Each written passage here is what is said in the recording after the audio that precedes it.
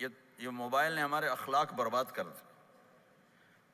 بچہ ماں سے بات کرتا ہے، وہ بیٹھی موبائل دے، ہاں بولو کیا کہتے ہو، سن رہی ہوں، بولو بولو سن رہی ہوں، آنکھیں ادھر ہوتی ہیں اور کان ادھر ہوتے ہیں۔ یہ جس سے بھی آپ ایسا کرو گے آپ نے اس کے دل کو تباہ کر کے رکھ دیا۔ توجہ فرمائیے، ہمارے اردو میں کہتے ہیں توجہ، تا ہٹا دو تو نکلتا ہے وجہ، چہرہ۔ اپنا بوتھا شریف میری طرف کرو،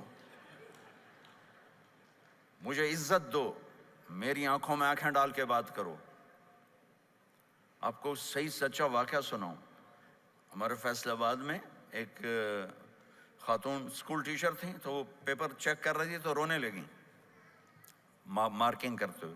تو ان کے ہسبینڈ نے پوچھا کیوں روئی ہو، تو اس نے ایک پیپر نکال کے دے دیا، کہا اس کو پڑھو۔ تو اس میں ایک سوال تھا کہ بچوں سے کہ آپ کیا بننا چاہتے ہیں؟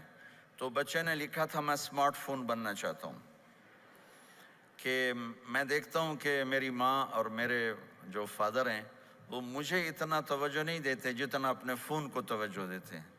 میں ان سے بات بھی کروں تو وہ اپنے فون میں لگے ہوتے ہیں اور اسی میں لگے مجھ سے بات کرتے ہیں۔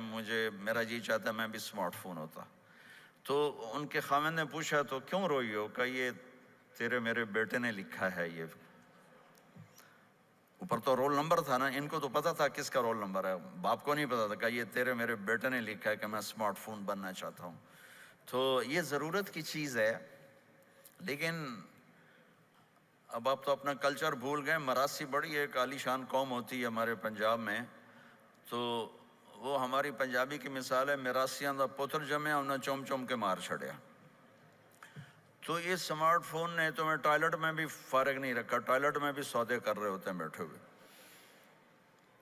تو ہر چیز کی ایک ترتیب ہے۔ میرے نبی جب کسی کی سنتے تھے تو پوری طرح متوجہ ہوتے تھے، چھوٹے کو بھی عزت دیتے تھے، بڑے کو بھی عزت دیتے تھے۔